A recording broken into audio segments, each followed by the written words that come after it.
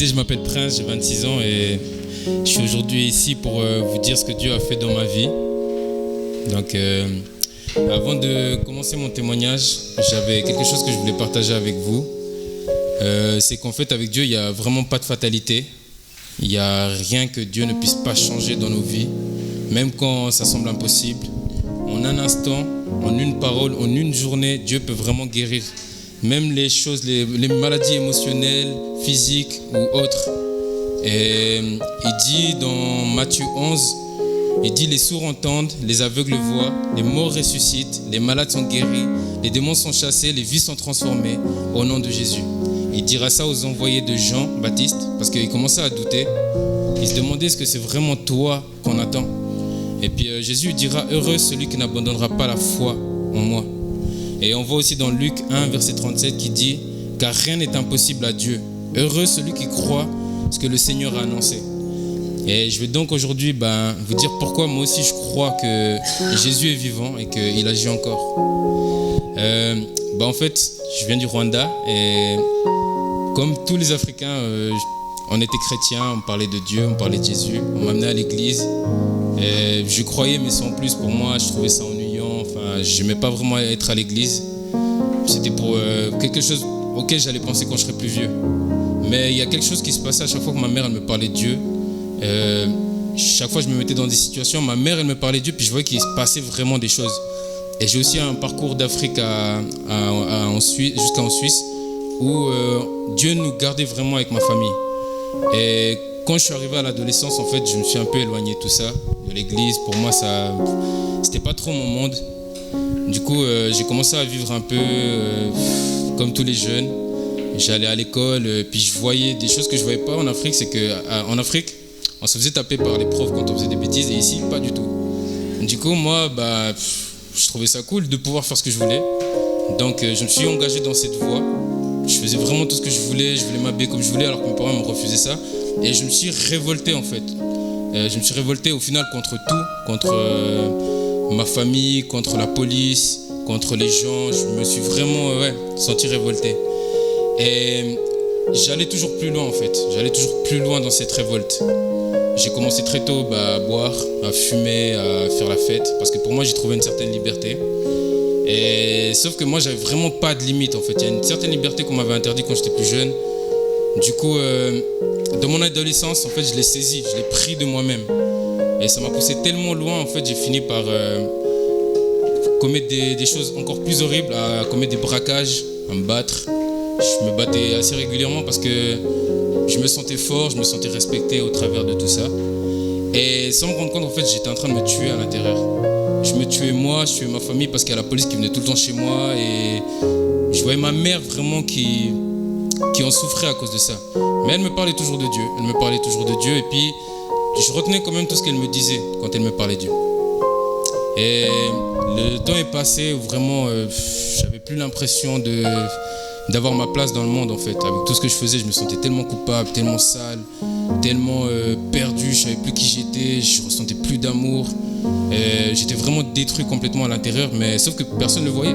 Je me montrais dehors fier, mais au fond de moi, j'étais vraiment détruit. Et en fait, toutes mes conneries m'ont amené quelque part, prison pour mineurs. Et j'ai fini à la Clairière. Avant d'arriver à la Clairière, en fait, j'ai eu ce moment où j'ai commencé à rechercher Dieu, j'ai commencé à chercher un but à ma vie.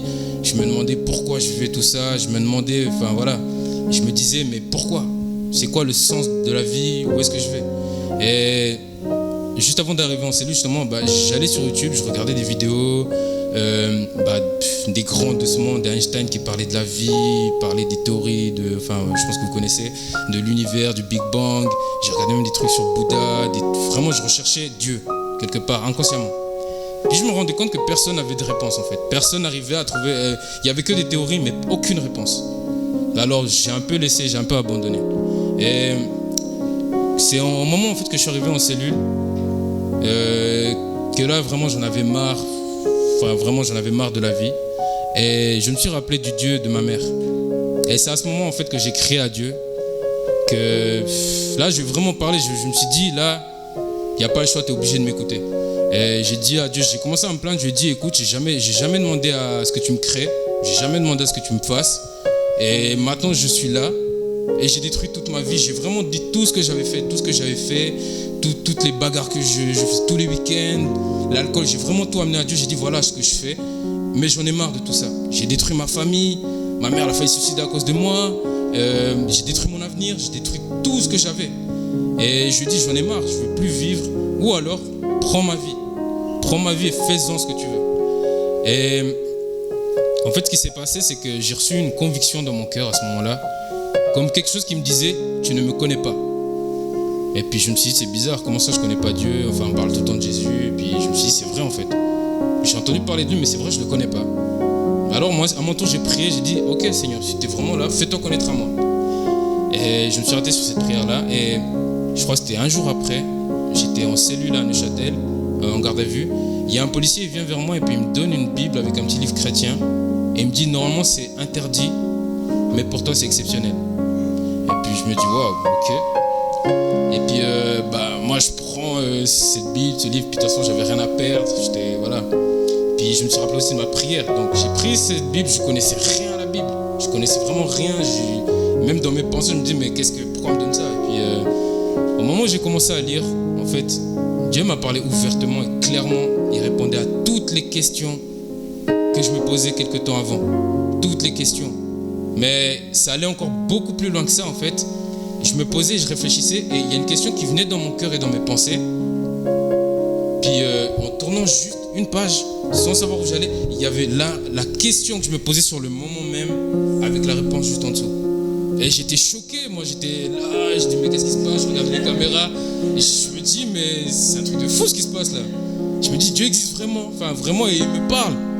Il me parle vraiment, il est en train de me parler. Et ça me bouleversait comme quelque part. Je me suis dit mais voilà, toute ma vie je suis passé à côté de ça. Et c'est à ce moment-là en fait que Dieu me parle d'amour. Il me parle, il me dit qu'il m'aime, alors que moi je pensais que je ne pouvais pas être aimé avec tout ce que je faisais. Il me parle de pardon, de nouvelle vie, il me parle de Jésus. Et moi tout ça, ça me bouleverse totalement. J'ai mon cœur qui se brise en 1000 morceaux parce que je réalise tout ce que j'ai fait, l'impact de ce que j'ai fait, je réalise tout le mal que j'ai fait. Mais je réalise qu'il y a un Dieu qui m'aime et qui peut me donner une nouvelle vie et un nouveau départ. Et à ce moment-là, je m'effondre vraiment, je pleure de toutes mes larmes, je pleure vraiment. Je sens vraiment que il y a un Dieu vraiment qui est là et puis qui est en train de me pardonner. Alors je l'accepte. J'accepte. Chaque fois que je lis la parole de Dieu, j'accepte ses paroles. Je crois que c'est la vérité. Et plus je l'accepte, plus je sens des choses sortir de moi. Je sens vraiment des guérisons. Et un matin, je me réveille et je sens un amour immense me remplir. Une joie indescriptible. Avant ça, j'étais détruit, je ne savais plus qui j'étais. Et je sens mon cœur qui ressuscite. Je sens mon cœur qui ressuscite. Je ressens des choses que je ne ressentais jamais avant. Et à ce moment-là,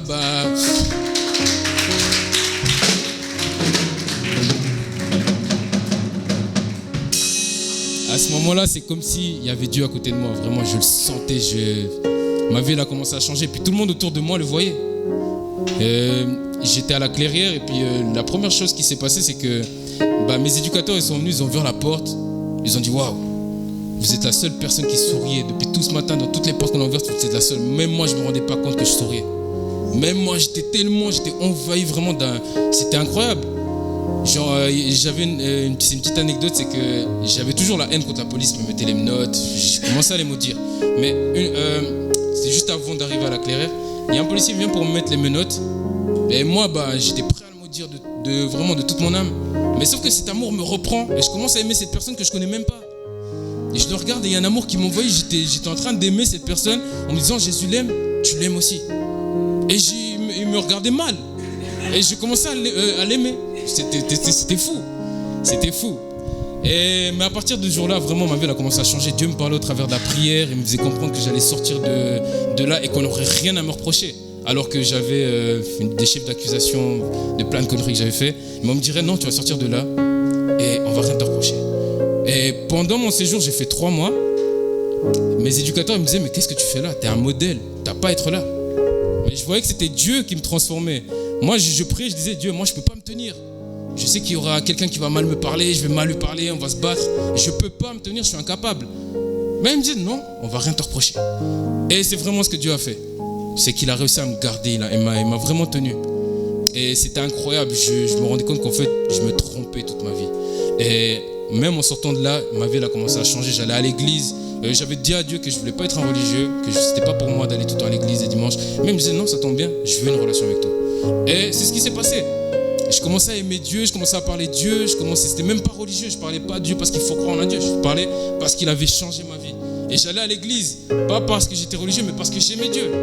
Et j'y allais vraiment avec de tout mon cœur, j'étais prêt à aller parce que je voulais entendre parler de lui. Et voilà. Et même avec tout ça, en fait, il y a quelque chose que j'avais pas donné à Dieu. Quand j'ai donné ma vie, il y a des choses que j'ai gardées pour moi. Il y a des choses que j'aimais encore. J'aimais encore faire la fête. J'avais pas encore laissé totalement mes relations avec les filles, les plaisirs du monde, toutes ces choses-là. J'avais gardé ça au fond de moi. Une petite partie, je me suis dit, c'est bon, Seigneur, je me bats plus, je fais plus de mal à personne. Mais je profite un peu quand même, tu vois, je suis jeune. Et puis, tout ça, ça pouvait pas aller avec Dieu. Mais il m'a pas mis la pression, il m'a pas dit non, arrête-toi. Non, il m'a laissé tel que j'étais, en fait. Il m'a accepté tel que j'étais. Il m'a dit, vas-y. Je fumais beaucoup. Il y a une autre anecdote où il m'a laissé fumer. Je fumais beaucoup de marijuana. Et il m'a pas dit, arrête-toi. Il m'a dit, sache que un jour, tu devras arrêter. Mais sauf que moi, j'ai abusé du truc, j'ai continué. Et un jour, je vois une de mes photos et puis il y a une voix qui me dit, à cause de toi, cette personne va mourir. Parce que ce que tu fais, c'est pas bon pour elle. Et là, j'ai réalisé qu'en fait, je jouais avec ma propre vie. Je suis allé au pied de Jésus, j'ai dit, j'arrive pas tout seul, j'aime trop ça, j'arrive pas à arrêter tout seul. Et depuis ce jour-là, il m'a dégoûté de ça. Il m'a enlevé de ça. Et il s'est passé encore quelque chose, c'est que avec cet amour que j'avais, je crois que Dieu voulait s'en débarrasser. Mais il n'a pas fait ça n'importe comment en fait. Pendant un moment, je luttais, je sortais plus, je buvais plus. Mais je luttais au fond de moi. Dieu l'a envoyé, il m'a donné un rêve en fait. J'ai fait un rêve où je voyais mon avenir. Je voyais qui j'allais devenir. Et il y avait deux rêves en fait. Il y avait un rêve où le Seigneur me montrait que j'allais retomber dans toutes mes anciennes pratiques, que j'allais refaire la même chose. Mais qu'un jour, il allait me relever. Il m'a parlé au travers du psaume 121. Je ne vais pas lire aujourd'hui, mais si vous voulez lire une fois, vous pouvez le lire. Mais pour me dire que au moment où je toucherai le fond, au moment où je comprendrai que sans lui, je ne pourrais pas m'en sortir. Et moi, je disais non, Seigneur, j'ai pas envie de redevenir qui j'étais, j'ai pas envie de retourner là-dedans, j'ai vraiment pas envie, je veux rester vers toi. Et j'ai eu confiance quand même, j'ai eu confiance que Dieu serait toujours avec moi. Et quelques temps après, en fait, j'avais beaucoup d'angoisse, j'ai traversé des périodes très difficiles. Et je me suis mis dans une relation avec une fille qui m'a beaucoup brisé, en fait. Et puis là, c'était trop pour moi. Et puis c'est à ce moment-là que petit à petit, je suis retourné à qui j'étais. Je me suis dit, je vais aller me changer les idées. Ça a commencé par une petite sortie, 2 sorties, une petite bière. Après, voilà, vraiment, ça allait de pire en pire, en fait. Et en fait, dans tout ça, c'est que j'allais quand même toujours à l'église, j'avais toujours ma foi, je n'avais pas renié Dieu. Du coup, je me suis retrouvé dans une certaine vie en fait où j'ai flirté avec Satan et je marchais aussi avec Dieu. Et c'était dur parce que en fait, je m'enfonçais toujours plus dans cette vie-là. Et vraiment, j'arrivais pas à m'en sortir en fait. J'arrivais pas à me sortir de là, j'essayais du mieux que je pouvais. Des fois j'arrivais, des fois je sortais une semaine, et un mois j'arrivais à me tenir, à ne pas ressortir, mais je retournais toujours dedans. J'étais trop accroché à ces choses-là. Et quelque chose qui était beau, c'est que malgré tout ça, en fait, quand je retournais à Dieu, Dieu me pardonnait, il me reprenait toujours. Quand je tombais vraiment tout en bas, quand je me sentais vide, je me retournais vers Dieu, je lui demandais pardon, il me pardonnait, il me redonnait la paix, il me guérissait à nouveau. Et il me redonnait une vie normale. Mais une fois que j'avais profité de ça, je retournais dans le monde. Je retournais toujours dedans. Et j'ai essayé de sortir de là. À un moment, j'ai même désespéré. Je pensais que c'était impossible, que j'étais voué à ça. J'étais pris au pied. J'arrivais pas. J'aimais trop boire, j'aimais trop sortir. Il y avait comme une emprise sur moi. Vraiment, j'arrivais vraiment pas. Mais ce qui me bouleversait toujours, c'était l'amour de Jésus, sa fidélité. Il me reprochait rien, il m'abandonnait pas. J'ai expérimenté des choses dans le monde, que ce soit avec les filles, avec l'alcool, avec la fête, avec l'argent. J'ai expérimenté ces choses-là et j'ai expérimenté les choses avec Dieu aussi. C'est marrant ce qu'elle a dit avant Marina. Elle disait, choisissez la vie. Le Seigneur, il dit, j'ai mis devant toi la vie et la bénédiction, la mort et la malédiction, mais toi, choisis la vie. Et dans le monde, j'ai tout expérimenté, des choses bien, des choses moins bien. J'ai expérimenté la vie avec Dieu, les difficultés avec Dieu, les choses bien avec Dieu. Mais dans tout ça, je me suis rendu compte que les choses du monde, elles passent. Mes amitiés, elles passent. Les fêtes, au final, je m'en lasse. Je me rends compte que ça ne tient pas. La fausse gloire du monde, ça ne sert à rien. Quand des gens t'aiment ou t'adulent, ça ne sert à rien. Je me rendais compte que ça n'avait aucune valeur. Mais chaque fois que j'allais vers Dieu, je voyais vraiment qu'il y avait quelque chose. Là, c'est là où je me sentais vraiment moi. Je me sentais vraiment vivant. Je retrouvais de l'espoir. Où je revoyais vraiment la vie, en fait. Et dans sa bonté, Dieu il a permis que j'ai des gens autour de moi, en fait, pour m'aider à revenir à lui. Il y a notamment le pasteur, ici présent, qui m'a vu, en fait, dans ces périodes de rechute, de retour, de rechute. Et c'était grâce à Dieu, vraiment. Il me rappelait qu'il m'aimait, qu'il me pardonnait, que je ne devais pas me décourager, en fait, que je devais continuer, que c'était une lutte, que je devais toujours le choisir. Il me rappelait que Dieu ne me condamnait pas, en fait. Il me disait, non, je te pardonne, viens, maintenant relève-toi et avance. Abandonne juste ce que tu fais, enfin, sacrifie ta vie dehors, qu'est-ce que tu gagnes là-bas, sacrifie ça. Et il me disait, non, courage, le week-end, il n'y a pas d'emprise sur toi, le week-end n'a pas de pouvoir sur toi, tu peux quand même. Chaque semaine, je venais ici pour la prière. Il me dit, regarde, tu arrives à venir pour la prière. Samedi aussi, tu peux t'arrêter, le dimanche, tu peux revenir au culte. Et puis, je me suis dit, c'est vrai en fait. Et du coup, j'ai commencé à m'accrocher à ça, à me dire, c'est vrai. Et je ne suis pas tout seul. Il priait pour moi et puis vraiment, je me suis dit, ok, je vais te faire confiance, Seigneur. Et j'avais confiance que Dieu allait me sortir de tout ça, que Dieu allait me délivrer de tout ça. J'avais vraiment cette confiance, j'y mettais cette confiance parce qu'à un moment donné, je me rendais compte que moi aussi, je ne voulais pas mourir. Moi aussi, je ne voulais pas continuer dans la vie dehors. Je voulais continuer avec ce Dieu qui m'avait vraiment aimé. Les gens dehors pouvaient m'aimer, une femme pouvait m'aimer. Même elle pouvait être prête à tout, mais ça ne vaut rien face à l'amour que Jésus avait pour moi. Parce qu'elle, elle peut m'oublier, elle peut m'abandonner. Et moi-même, je peux l'abandonner, mais Jésus ne m'a jamais abandonné. Il ne m'a jamais laissé. Quand personne ne me comprenait, quand personne ne pouvait écouter, quand personne ne voyait même que je souffrais, Jésus savait.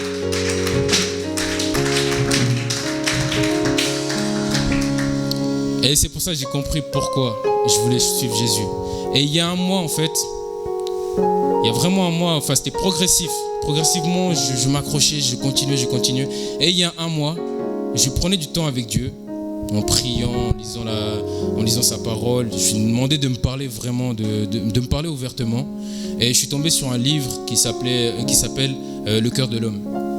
Et en fait, c'est le cœur de l'homme vu selon Dieu, d'un chrétien repentant, d'un chrétien qui tombe. Et moi, je me suis reconnu en fait dans le cœur d'un renégat, d'un cœur vraiment d'une personne qui trahit Jésus.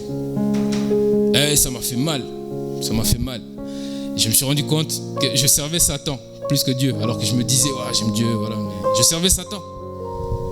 Jésus, il me faisait comprendre qu'en fait, j'agissais comme Judas. Et ça m'a bouleversé, je me suis dit, waouh, ok. Il me disait, regarde, tu viens toujours vers moi, et moi je ne te rejette jamais. Et je sais que tu retomberas. Quand tu viens vers moi, quand tu te repens, quand tu me demandes pardon, je te pardonne, même si je sais qu'une heure après, tu vas retomber. C'est parce que je t'aime. Mais le truc, c'est que toi, tu me trahis. Tu me trahis. Pendant que je lisais ce livre-là, j'étais en train de me dire, je vais fumer une clope après. Et en fait, c'est à ce moment-là que j'ai réalisé. C'est grâce à Dieu, j'ai réalisé, je me suis dit, ah ouais, en fait, c'est pas des blagues. Je suis vraiment en train de trahir. Judas, il traînait avec Jésus. Il était avec lui tout le temps. Il a entendu ses paroles. Il a vu Jésus ce qu'il faisait. Comme tout le monde. Pourtant, un soir, c'est lui qui a décidé d'aller le vendre. Et puis moi, je me suis dit, en fait, c'est ce que je suis en train de faire. Chaque fois, je passe du temps avec Jésus. Je ressors. Je refais ces choses-là qui ont amené Jésus à la croix. Donc oui, je trahis Jésus. Et là, il y a une question qui est venue dans mon cœur. Et je crois qu'elle venait de Dieu, en fait, qui me disait, à quoi tu tiens vraiment? À quoi est-ce que tu tiens réellement dans cette vie? À quoi est-ce que tu tiens réellement? Et c'est là que j'ai remis un peu tout devant moi.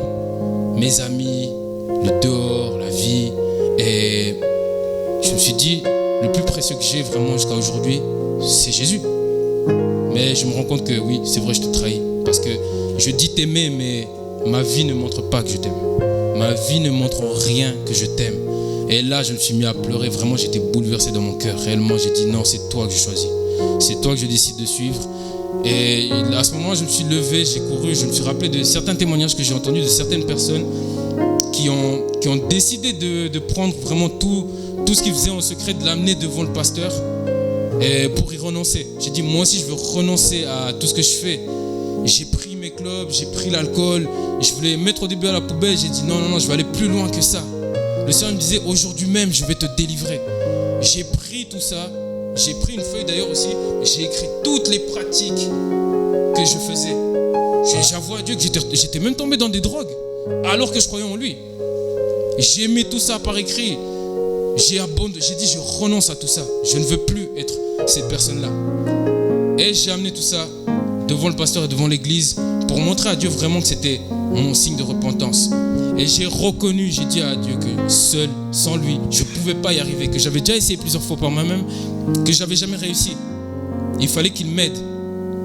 Et c'est ce que Jésus a fait. J'ai renoncé à tout ça, je me suis repenti. Et depuis ce jour-là, il y a quelque chose qui a changé. C'est qu'aujourd'hui, je ne lutte plus pour ne pas sortir. Je ne lutte plus, je ne bois plus. Je n'ai même plus l'envie. Voilà comment en une seule journée, en une seule parole, Jésus m'a sorti de mes addictions. Il y avait des maladies, des choses que j'avais en moi, des souffrances que j'avais en moi. En un instant, Jésus m'en a sorti. Et c'est réel. Il m'a délivré, il m'a enlevé des poids. Il a guéri mon âme. Il m'a redonné des forces. J'avais perdu confiance en moi. Il m'a redonné la confiance en moi. Il m'a redonné cette autorité en lui. Et il est avec moi tous les jours. Je comprends aujourd'hui, je ne suis plus du tout seul. J'ai plus peur. Parce qu'il est avec moi. Et aujourd'hui, j'aimerais vous encourager vraiment que vous aussi, vous vous accrochiez à Jésus. Si vous ne le connaissez pas, il suffit de lui demander de se faire connaître à vous. Et comme pour moi, il va se faire connaître à vous. Et en un instant, en un seul mot, il peut tout changer.